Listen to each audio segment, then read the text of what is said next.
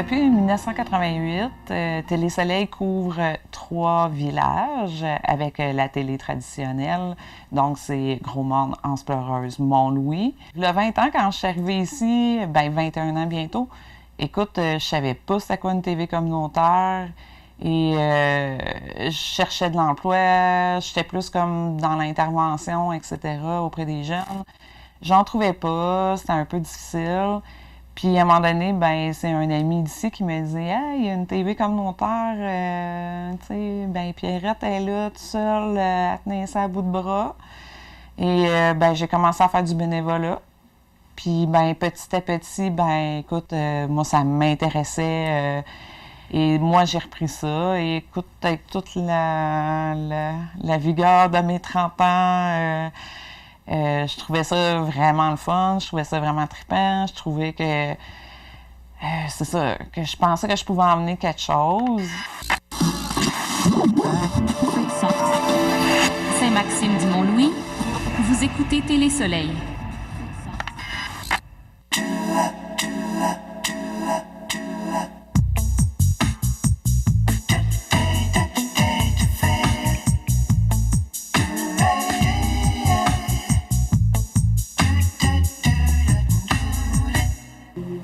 Bonjour, on est jour 2, jeudi, Festival Tout Mélangé, Mont-Louis.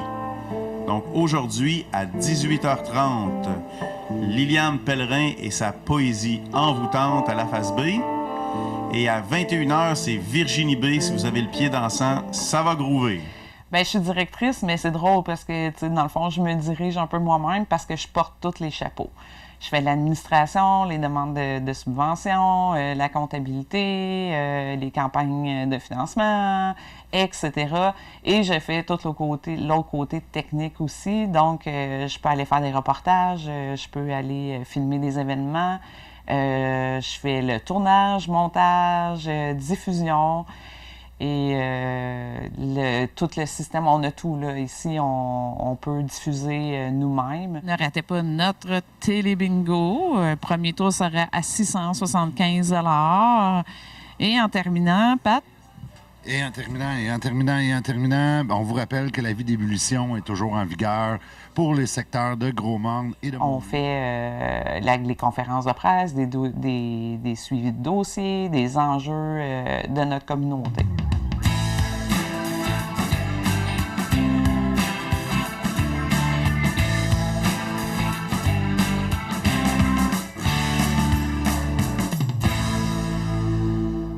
Les entreprises d'énergie éolienne, Northland Power et Quartier Énergie, investiront 45 860 $ pour la réalisation de plusieurs initiatives locales et événements qui auront lieu au cours de la prochaine année dans la municipalité de Saint-Maxime-du-Mont-Louis. Les sommes accordées par ces deux entreprises proviennent de leurs fonds de visibilité respectifs. Ce que je trouve important de la TV communautaire, c'est que déjà, on n'a pas de parti pris. On veut informer les gens. On a le temps, on peut diffuser du contenu. On n'est pas limité à 2 minutes avec une vision de nous qu'on a de la nouvelle. On aime ça, pouvoir faire des plus grandes entrevues.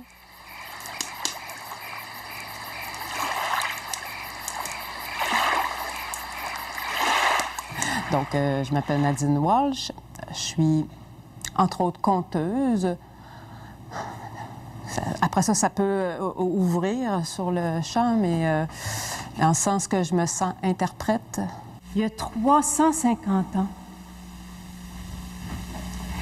des jeunes filles ont quitté leur terre. C'est vraiment une richesse d'avoir le temps d'onde parce que je peux décider de faire un reportage de 2 minutes. Je ne veux pas parler de d'autres grands médias, etc., mais ça reste que je partirais un peu avec mon opinion.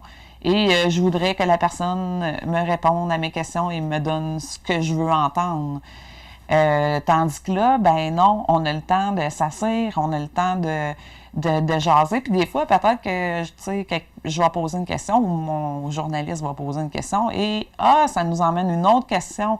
Donc, le temps, moi, je le trouve important. Est-ce que de voir des activités comme ça, comme Benjamin a fait aussi au Festival Tout Mélangé, ça te donne le goût de faire du skateboard? Ben oui, parce que c'est lui qui me l'a donné, puis c'est tout nouveau pour Mont-Louis, là. L'enthousiasme créé par les différentes activités de skateboard organisées au cours de l'été pourrait encourager Benjamin Dubreuil à mettre de l'avant de nouveaux projets au cours de la prochaine saison estivale.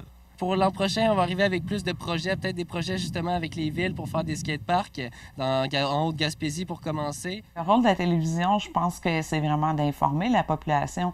Vu qu'on est dans on est dans un désert d'information, puis que les grands médias se déplacent juste quand il y a des accidents, ben nous, on couvre, on essaye de tout couvrir, autant le culturel, l'information, le politique, les séances du conseil, c'est important que les gens soient au courant de ce qui se passe dans leur milieu.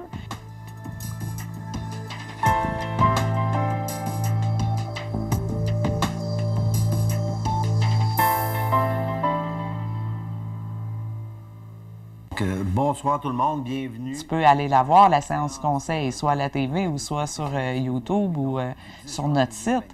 Donc, ça a déjà fait qu'avant, il y avait à peu près 5 personnes qui se déplaçaient à chaque séance du conseil. Donc, tu avais 5 personnes qui partageaient la nouvelle dans leurs mots, tandis que là, ben écoute, là, j'ai entre 150 et 200 personnes qui l'écoutent la séance du conseil à chaque mois. Donc, ben je me dis, c'est 150-200 personnes qui ont la bonne information.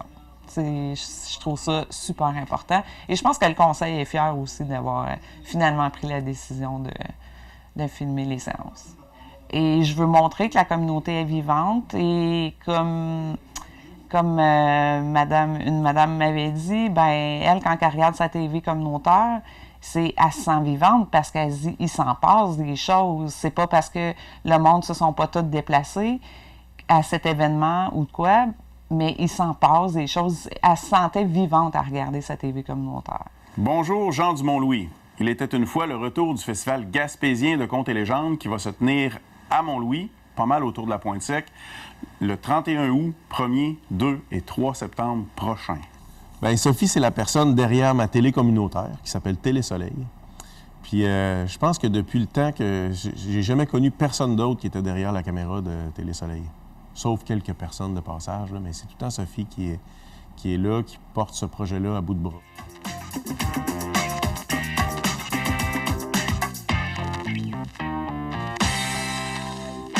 Bienvenue à votre Météo Express du mercredi 19 décembre 2018.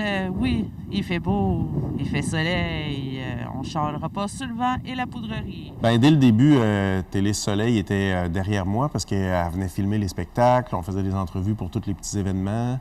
Fait que c'est plus que seulement une publicité nécessairement pour le spectacle qui s'en vient, mais c'est une présence médiatique. Puis maintenant, elle diffuse aussi certaines capsules sur le web qui va chercher encore plus large, mais ça reste que c'est une diffusion médiatique qui va chercher mon public de proximité. Ça, c'est super important. Je suis de tout blanc dans la nuit, je suis de nord, Pendant le COVID, ben écoute, c'est sûr que, tu sais, nous, d'un, on n'a pas fermé, on a changé des manières de faire, mais on a continué quand même et on a pu... exemple, faire le projet Les belles histoires de Madame Ribambelle, écoute, avec Delphine Moret, qui est une artiste, qui écrit ses pièces de théâtre pour enfants, qui les joue, etc. Donc, écoute, elle se retrouve pas de travail, pas de pièces, il n'y a plus rien. Donc, on s'est fait un beau projet ensemble. On a fait une série de 12 émissions, Les belles histoires de Madame Ribambelle, un personnage qu'elle a inventé, mais qui était basé un peu à la Franfreluche.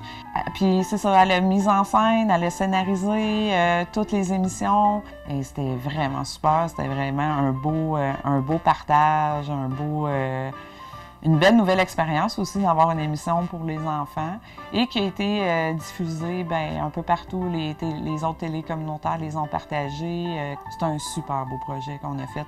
Puis c'est une des belles affaires que je trouve que je suis fière. Mm. Oh! Vous êtes là? Ah! Je ne vous avais pas vu. J'étais en train de penser à des nouvelles histoires. Oh!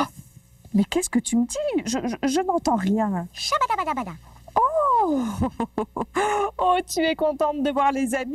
Oh, mais je suis certaine que les amis sont contents de te voir aussi. Quand j'étais arrivée, j'ai découvert les cassettes VHS qui avaient déjà... des tournages qui avaient déjà été faits. Et à un moment donné, j'ai sorti une série qui avait été faite, qui s'appelait « Nos aînés se racontent ». Puis quand j'ai partagé cette série-là en archive, hey, j'ai eu des appels, des écrits. Hey, c'est mon grand-père, je le connais. Ça fait beaucoup jaser, ça devient, c'est ça, des légendes. Bonjour tout le monde, bonjour les amis de la TV communautaire. Cette semaine, j'ai l'agréable plaisir d'avoir avec moi Mme Palmyre Lebas. Je pense qu'il y en a plusieurs qui le connaissent, qui la connaissent surtout pour ses talents de cuisinière. Elle a aussi eu, durant plusieurs années, un kiosque où elle faisait du bon pain, vendait du bon pain. Il n'y a à peu près pas de personnes dans Mont-Louis, Anse-Pleureuse, Manche d'Épée, ceux qui ont travaillé dans un chantier, qui n'ont pas goûté à la cuisine, à la fine cuisine de Mme Palmyre. Fait que vous allez voir, on va passer une belle après-midi. Puis, encore une fois, aux années se racontent, Mme Palmyre va nous faire profiter de ses expériences puis de son bonheur qu'elle a eu au cours de sa vie. Bonjour, Mme Palmyre. Bonjour. Ça va bien? Ça va bien? Ça va bien, bon, merci. Vous êtes toute revenue, vous êtes toute belle oui, aujourd'hui. je suis toute belle.